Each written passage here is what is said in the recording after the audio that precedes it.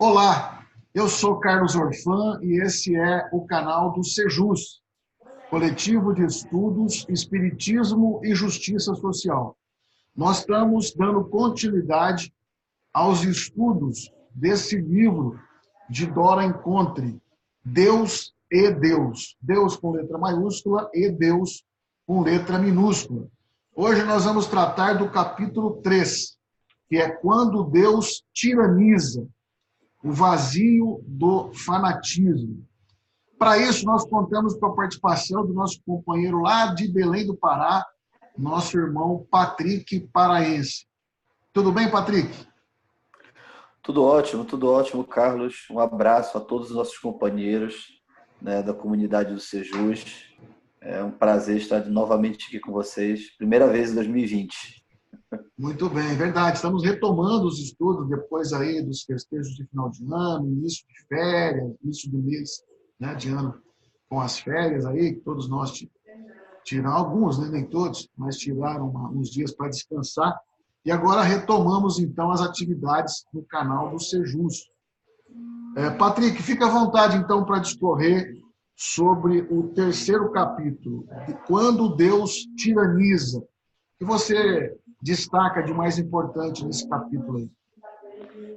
Bem, em primeiro lugar, é importante nós avaliarmos que essa obra ela é uma obra que dá uma base para que nós possamos compreender não a doutrina espírita apenas, né?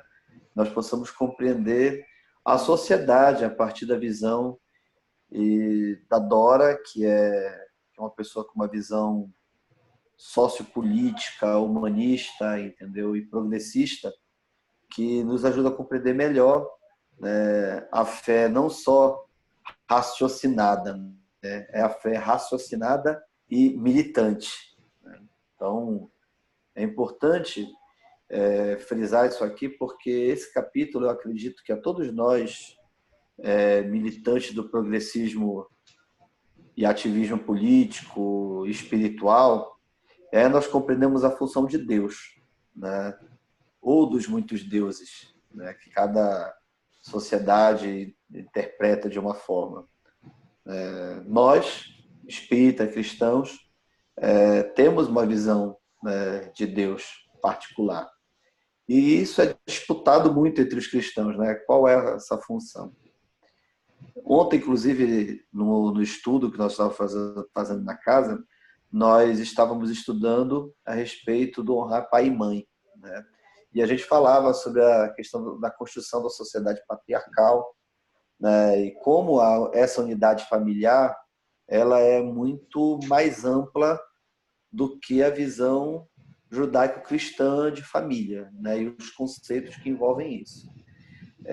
Eu faço essa introdução para que a gente possa compreender que esse capítulo ele é um capítulo que ele vem para nos esclarecer sobre a função de um Deus em nossa vida, né? E durante muito tempo esse Deus ele foi um instrumento de controle, né? Então era um Deus que já diz o capítulo, né? Quando Deus tiraniza, né? Mas na verdade que a gente podia até trocar, né? Dizer assim, quando os homens tiranizam Deus, né? Porque na verdade esse é o principal fator para deturpação, né? Não só da fé, nós não vamos usar o termo de deturpação da fé, mas a deturpação da figura de Deus para todos nós, né? Que ele no início da sociedade, né? Ela, esse Deus colocado como um ser vigilante, implacável, né? Naquela sociedade muito ainda rupestre, podemos dizer assim, ele tinha uma função, né? Que era de controle, né? Mas era de controle até ali pela sobrevivência, né? Nós podemos remeter ali as leis mosaicas, né? O que elas representavam no período de Moisés, né? Que era a consolidação do culto do Deus único e um processo de constituição de civilidade entre as pessoas, né? Então, você não tinha um parâmetro anterior, né, de normas, e aí você cria um conjunto de normas, né, que se resumem também ali, podemos falar nos 10 mandamentos, que é um código de conduta para você passar a ter um controle, né, da sociedade, né, para ter alguma ordem, ter alguma lei. Então, essa figura do Deus implacável foi constituída, né, um pouco anterior a isso, mas foi consolidado nesse momento, né, que é se manter em ordem, porque senão Deus será irracível, né?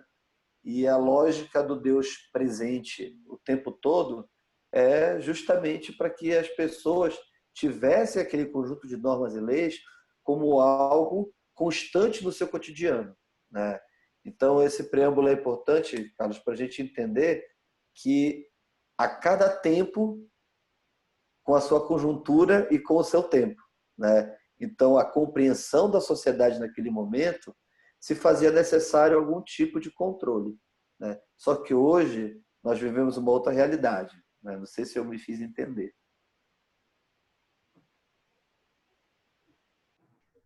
Não, Patrick, é isso mesmo. Né? Acho que para mim foi clara a sua exposição. Vale lembrar aí que Dora está falando nessa parte de um Deus com D minúsculo, né? Que é exatamente o que você fala. Quando ela usa lá, quando Deus tiraniza, na verdade é um Deus com D minúsculo. Ela trabalha a ideia que, na verdade, é um Deus produto do homem. Né? É aquilo que o homem atribui a Deus e tantas vezes, né, no passado e no presente também, né, com características, né, antropomórficas completamente equivocadas. Né? Mas que também a gente não tem a compreensão total de Deus, compreensão clara de Deus, por questões de limitação, como a Dora vai abordar nos próximos capítulos. Né? Uhum. Fica à vontade, Felipe, para continuar aí discorrendo. Tá. E, na verdade, assim, essa questão da construção histórica de Deus, ela não só como instrumento de controle, acho que nessa primeira fase da humanidade, né? Mas, posterior a isso, é também um instrumento político de dominação, que tem uma diferença entre controle e dominação, né? Porque o controle, você pode entender o seguinte: olha, eu estou aqui cuidando dos meus filhos, né? E eu preciso estabelecer algumas regras no cuidado da minha casa, né? Então, eu tenho algumas normas aqui. Então, aqui eu estou exercendo um controle, né? Tentando manter um ambiente organizado. Que essa era a ideia primordial da lei mosaica, né? Essa era a ideia do conjunto de normas que levou aos 10 mandamentos, que na verdade é nada mais nada menos que um código de conduta, né? Se você realiza os mandamentos, obviamente você é uma pessoa legal, né? Então, vamos combinar isso, né? Agora, a dominação é quando você sai dessa necessidade de controle para passar a impor para um conjunto de pessoas, sociedades, né, o teu regime. E aí, na verdade, esse Deus com D minúsculo foi um instrumento, né, de dominação dos homens, e até hoje podemos dizer assim, justamente porque, por essa característica dele, implacável, vigilante, quem estava com Deus estava com a razão, né? Então, houve também ali uma disputa pela propriedade de Deus. Quem é dono do Deus certo, né? Nós vivemos recentemente aqui uma polêmica acerca lá do vídeo lá do Porta dos Fundos, onde essa visão ficou bem clara, né? As pessoas se apropriando de Deus e do Cristo e buscando vingar-se, né? A partir disso, combinando lá com jogar uma bomba lá na produtora. É quando você basicamente podia não assistir, né? Eu assisti, achei super sem graça, né? Mas não me ofendeu, né? Então, estou usando isso aqui como uma alegoria de exemplo, para dizer o seguinte: eu acho não, a codificação mostra isso, que a pessoa que trouxe a melhor forma de traduzir esse Deus e de desmistificar esse Deus vigilante, implacável, foi o Cristo. O Cristo, quando vem, né, na sua trajetória terrena e apresenta, em vez daquele Deus implacável, vingativo, maldoso, apresenta o Pai, né?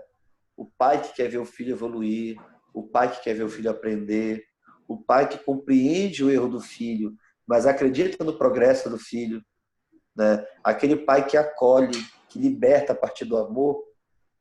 Isso tornou Jesus um homem perigoso, né? Porque já não era mais aquele Deus implacável que necessitava da dominação, né? Da dominação política, econômica, psicológica, para um Deus que te acolhe com as vestes que você tiver, no espaço que você tiver, que está em comunhão contigo em todos os lugares, não necessariamente sob a ordem de uma organização religiosa.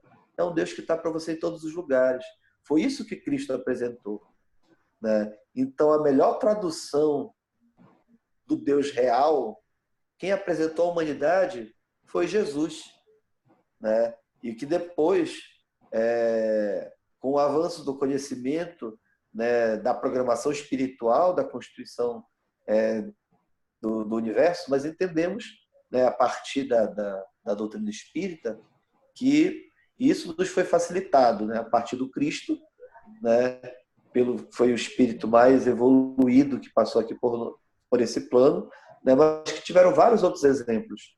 Então, Carlos, o que eu posso dizer é que o melhor tradutor de Deus é o Cristo. Por isso, inclusive, eu acho que a igreja, ainda primitiva, sem conhecimento e dogmática, e depois tornou-se algo, efeito de dominação, constituiu a figura da Trindade, né? Porque, na verdade, o Cristo ele era tão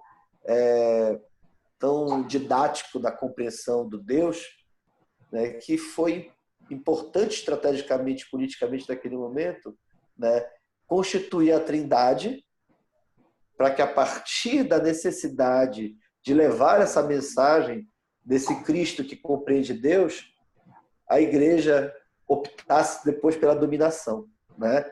Então, quando você rompe com isso e tem uma visão libertadora da mensagem do Cristo e de uma visão libertadora da presença de Deus, é, na verdade, uma visão desafiadora. Por quê?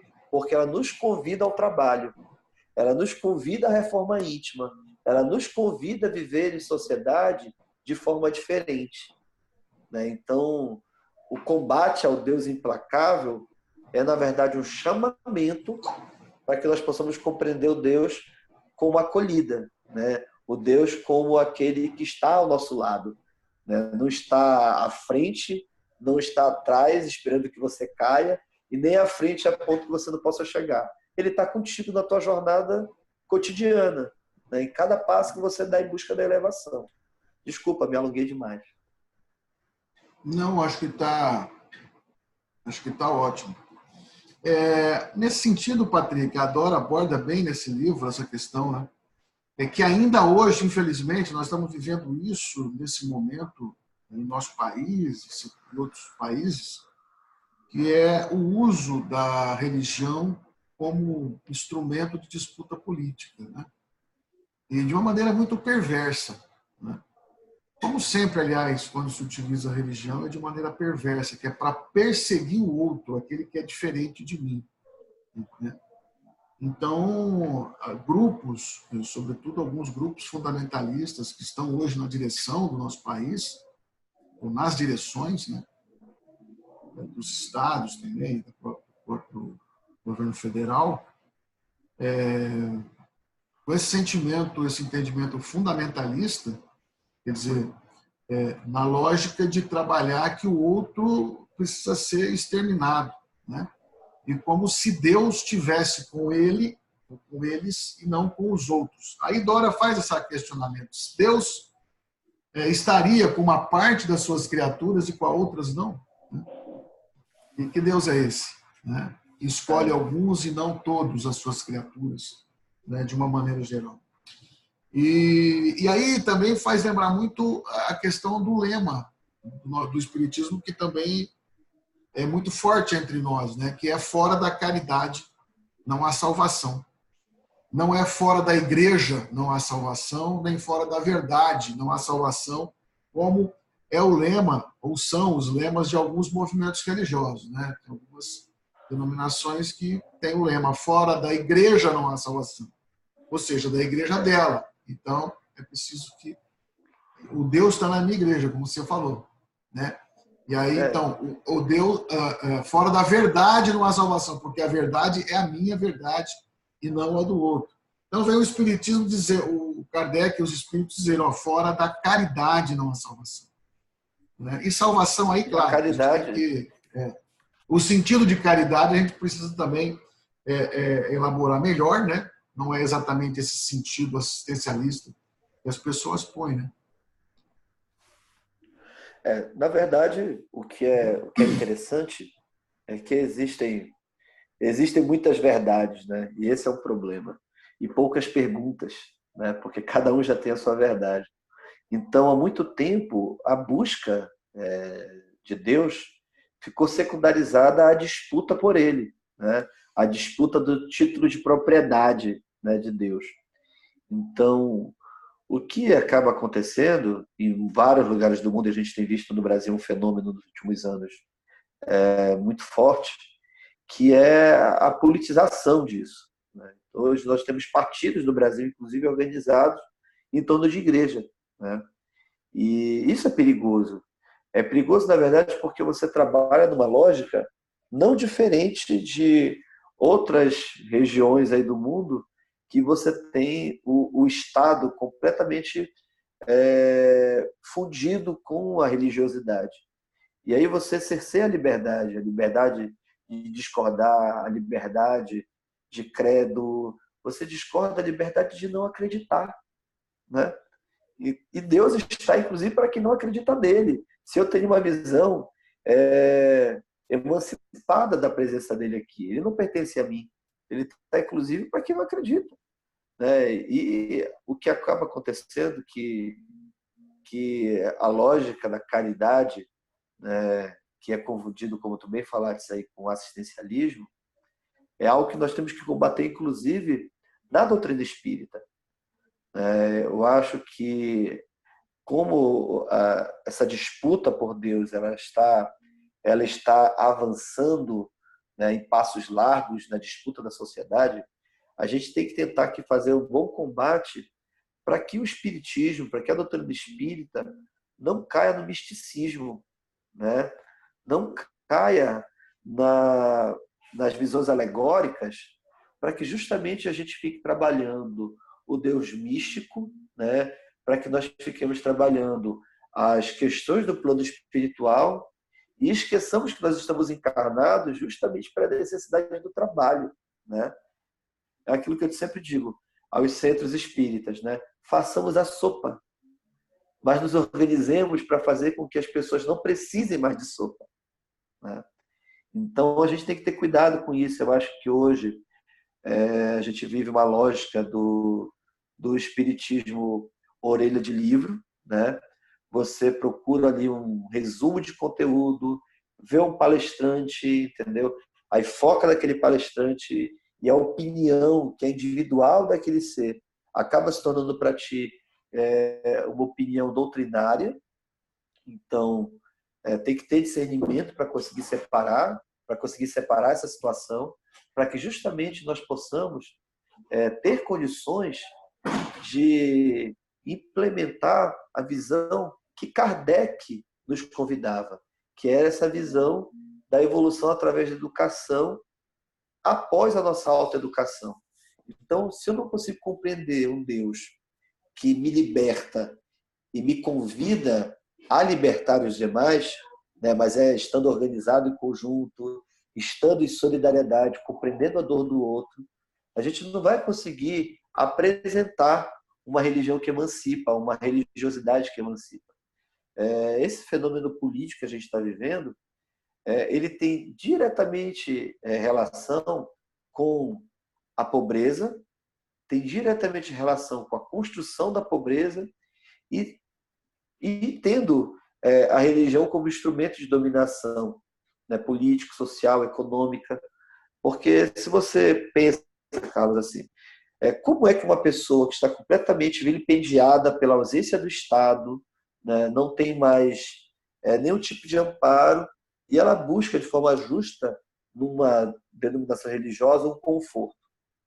De repente, esse facilitador que se apresenta como intermediário de Deus com ele, diz assim, olha, a tua vida vai se transformar.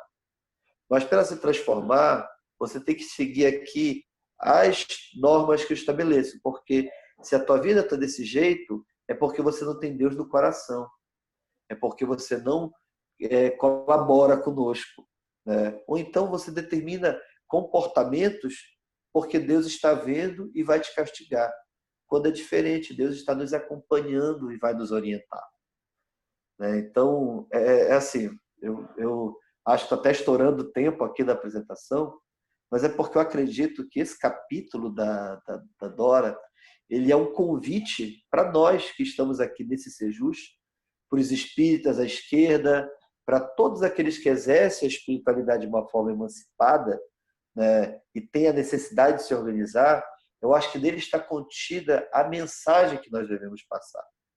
Nós devemos passar a mensagem de que Deus nos acompanha, mas Ele nos acompanha não para ficarmos sentados em nossas casas o contemplando. Ele nos acompanha para caminhar.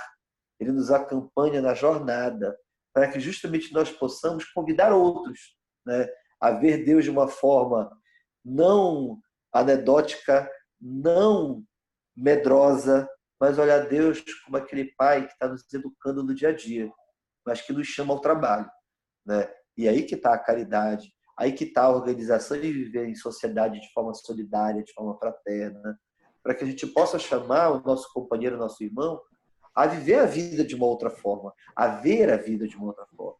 Então, esse foi o convite que Cristo fez à sociedade há mais de 2000 anos atrás e que o Espiritismo vem para reafirmar, né, trazendo outros elementos para que a gente possa fazer uma análise crítica. Muito bem. Patrick, nós fechamos com 20 minutos agora o nosso programa aqui, que era a nossa meta, fechar com 20 minutos, né? Então, nós estamos conseguindo, aos pouquinhos, trazendo para 20 minutos de programa, de gravação. Então, Patrick, você quer dizer alguma coisa para encerrar? Eu quero dar um abraço a todos os nossos companheiros, né, e abraçar toda a militância progressista, né, que tem travado o bom combate no nosso país. Dizer aquele grande abraço ao nosso companheiro Lula, né, que está liberto, mas não está livre ainda, então é necessário nós continuarmos a nos posicionar. E agradecer mais uma vez a oportunidade, Carlos, de compartilhar com vocês do Sejus. Agradecer a Carla, parabenizar a Dora, que é um ser de uma colaboração ímpar, para uma visão emancipada do Cristo, da espiritualidade, e que é muito bom tê-la como companheira para que nós possamos ter alguém para nos ajudar, né, nos facilitar a enxergar caminhos diferentes da espiritualidade. Muito bem, Patrick. A alegria foi nossa de tê-lo conosco mais uma vez, né? Obrigado a você pela disposição. E nós, então, nos despedimos a todos. De você, Patrick, um abraço. Continue essa vida de trabalho intenso aí no Pará, né? Na universidade. É difícil falar com o Patrick, às vezes ele está na correria lá no serviço, no trabalho. E agradecer a você que nos acompanhou até agora, estudando conosco mais um capítulo do livro Deus e Deus, de Dora Encontro. Um abraço, até a próxima semana, se Deus quiser. Tchau. Tchau, tchau.